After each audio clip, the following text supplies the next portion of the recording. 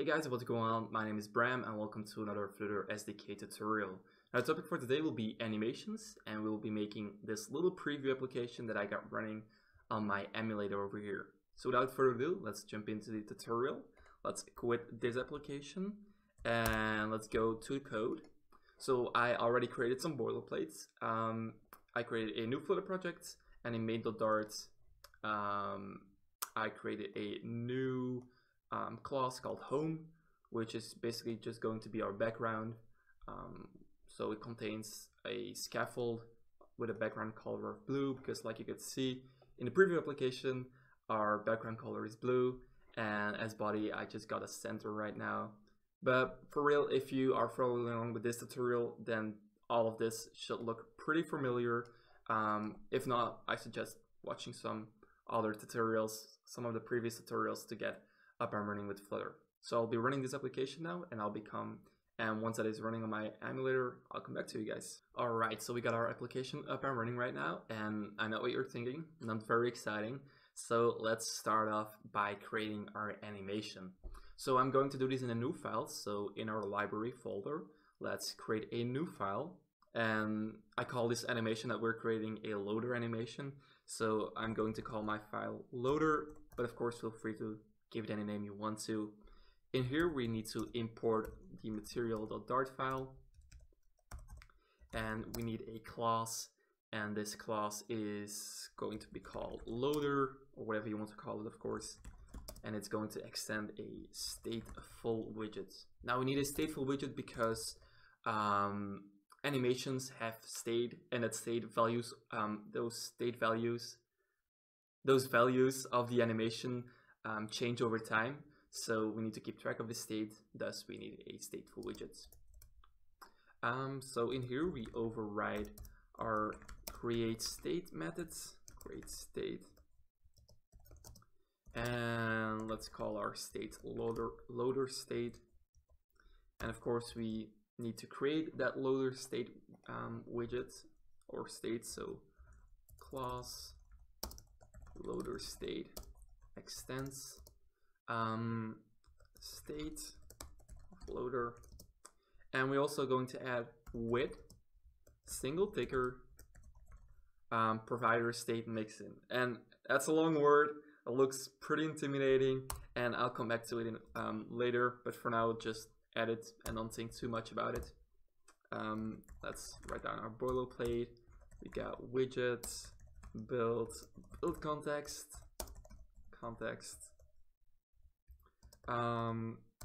and for now let's just return a new container. Awesome. So let's now import our loader widget into main.dart so we can see it on our application. So import loader.dart, and in our home, in the body of our scaffold, the center will have a new child, and that child is going to be a loader, and loader is of course the widget that we're working on at the moment.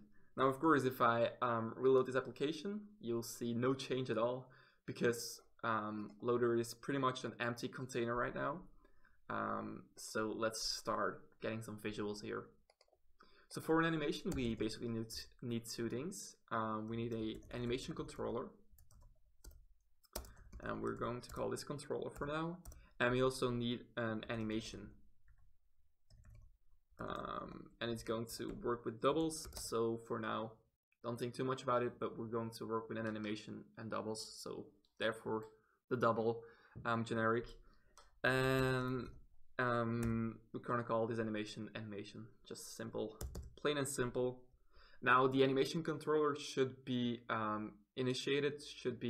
assigned in the init state method.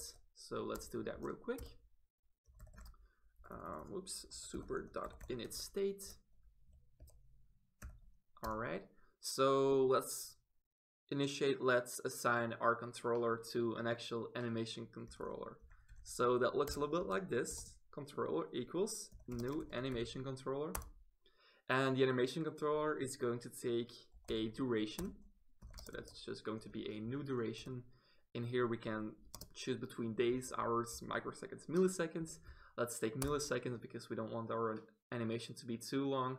Let's like say give it 800 milliseconds. And we also need something else called vsync, which takes a ticker provider. Now notice that ticker provider and this SingleTickerProviderStateMixin, of course that cannot be a coincidence that I added it there. So let's type this out and I'll explain it in a second. Alright, so SingleTickerProviderStateMixin, and I'm reading this from the docs, provides a single ticker that is configured to only tick while the current 3 is enabled as defined by ticker mode.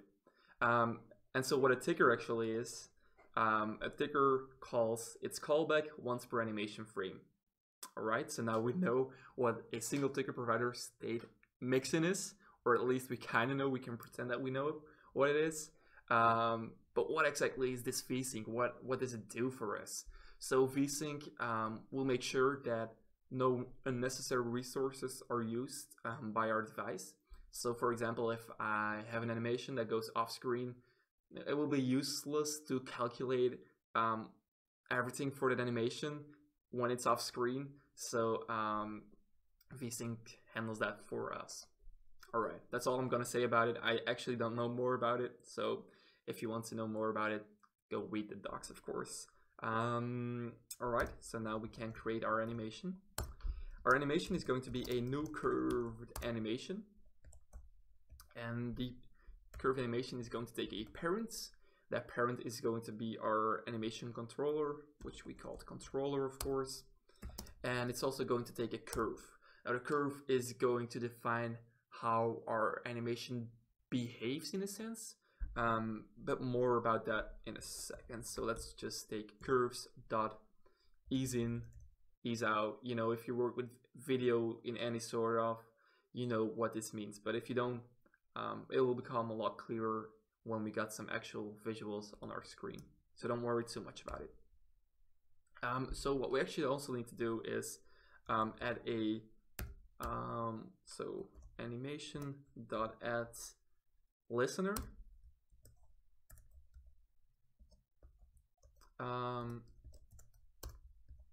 Alright, and in this listener we are going to do this dot set state, and this is going to look a little bit weird for you if you're not like that familiar with Flutter, but we're going to call a set state with an empty function in. The reason for that is our animation has values, so this animation has a value, and that value is going to change over time, of course, because the animation, yeah, of course, will change its value over time. And every time that animation value changes, we need to call set state. So that's why we add this listener with this dot set state. We also need to, or at least we can also add animation dot add status listener, and add status listener. That status listener is basically going to give us the status of the animation. So it returns status, or it gives you back the status, and that status can be animation status. That can be, the animation can be completed, it can be dismissed, forwarded, reverse, but for now we're not going to use this, so we're just going to leave this empty. Alright, so we now got a lot of boilerplates, and actually before I forget, we need to add one more thing. We need to also dispose our controller, so void dispose. Come on, super.dispose, and controller.dispose, because we need to free those resources, of course. Alright, so now we are all set up to create our visuals, to create our actual like loading animation, if you want to call it like that. So in our build function methods, in our container, we can now start thinking about the visuals. So the animation that I showed you guys in the preview application was basically a row with 3 containers in there, and that container had a fixed height of, I think, 5.0, and it had a width that changes over time by using this animation value. So let's first start off by just animating one line, and then we can go ahead and animate the 3 lines like you saw in the preview. And now I think I said that it used a row. It actually used a container, of course, because yeah. All right. So first of all, our container should have a color. Let's say colors.white. This is basically going to be the color of our animating line. The height is going to be, let's say 5.0, that's too much, 2.0, too low, 3.0, and the width, and this is where the magic happens, is going to be animation.value.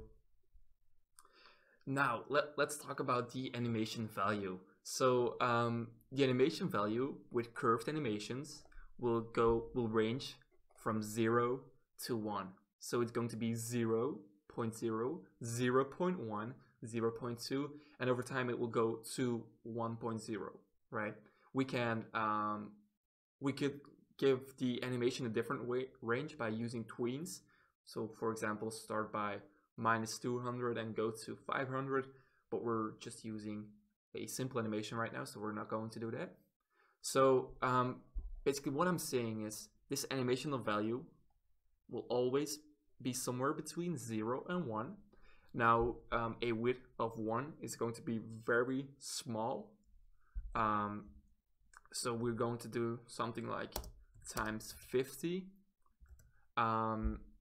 So the animation value, for example, if it's 1.0, is going to be multiplied by 50, right? So just to stretch it out a little bit. Awesome. So let's reload our application. Let's save our application, reload it, and I don't think anything is going to happen on the screen. Oh, we're actually getting an error, so let's take a look at that. The following no such method error was thrown. Okay, so we have a dirty state. And the thing about animations is Flutter doesn't really work that well with reloading animations. So what I think we can do is do Ctrl-Shift-P, or we can go over here, go to our command palette, and type in full restart. And that's going to fully restart our application, I think. All right, so now it's working again. So, all right, we're not seeing anything, obviously. The reason for that is we are actually not starting our animation anywhere. So now we have our animation, and the value of the animation is 0.0. But when does it start, like, going up to 1.0, right? So to do that, we should, so I'm in its state, we should start the animation by calling animation.forward. I'm sorry, the controller is controlling the animation, so we should call controller.forward. And I hope that if I reload this now, that's going to work. And I'm getting this error again, so we are going to full restart. Oh, actually, this might take some time, so I might cut this part, but I basically have to restart the application from scratch. So just a second. All right, awesome. So now our application is running, and the animation actually went off.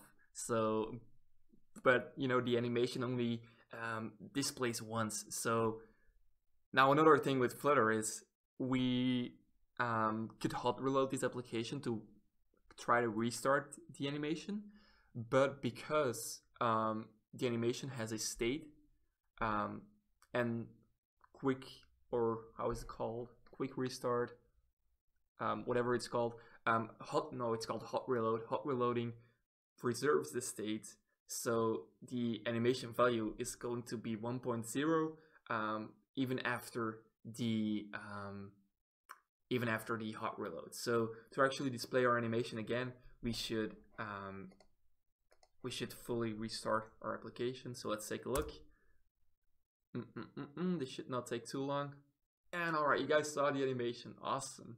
Now, if you want to keep the animation running and running and running, something we could do is, instead of calling controller.forward, we could use repeat. And again, we have to full restart this application for it to start, and then the animation will just run and run and run again and again and again. Awesome. So we now have a basic understanding of how the animations work in Flutter. Let's now have some fun with it. So the curves, something we could do is we could use bounce in, we could use bounce out or something. So let's take a look how that looks. I think we can hot reload this. I'm not sure about it. Can we? No, we cannot. So full restart. I should add a shortcut for that. So notice how our animation is now changed. And let's actually make this grow bigger a little bit, this line grow bigger. And remember that we do this by just adding a higher doing a multiplication with a higher number. So let's take 100. Let's full restart again. Luckily, this doesn't take too long. Awesome. Now it's also going to it's also a little bit too fast. So let's take 1200 milliseconds. And we have to restart the application again. I don't know what's wrong with this, but there was something wrong with hot reloading and just reloading with Flutter and animations. So I have to restart the application again. Sorry for the inconvenience, but I'll be back in a second. Alright, so something else that I wanted to show you guys is the dangers of using different kind of curves. And what I mean by that is that, for example, we have a curve called elastic in and out. And if we'll take a look at that curve, then we can see that at one point the curves go below 0.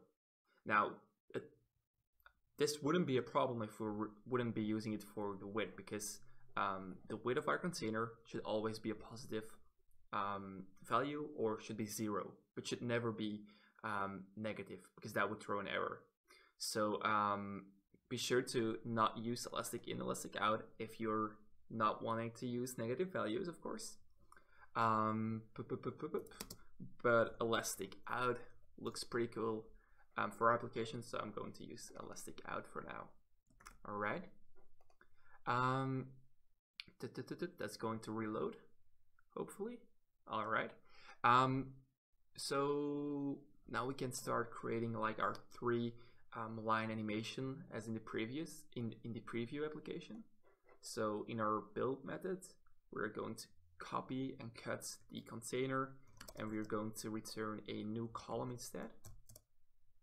Column is going to have some children, and those children are basically just going to be the columns that we also use for the single line animation.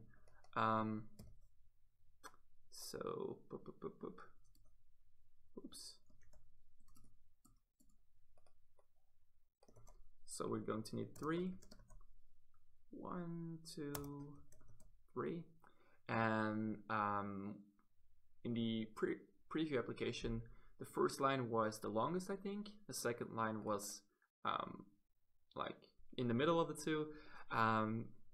So let's multiply that by 75 to get that like a little bit shorter, and let's make the last container. Let's multiply the width by 50 to get it even shorter. So if I reload this now, we should get the same result as in the preview application.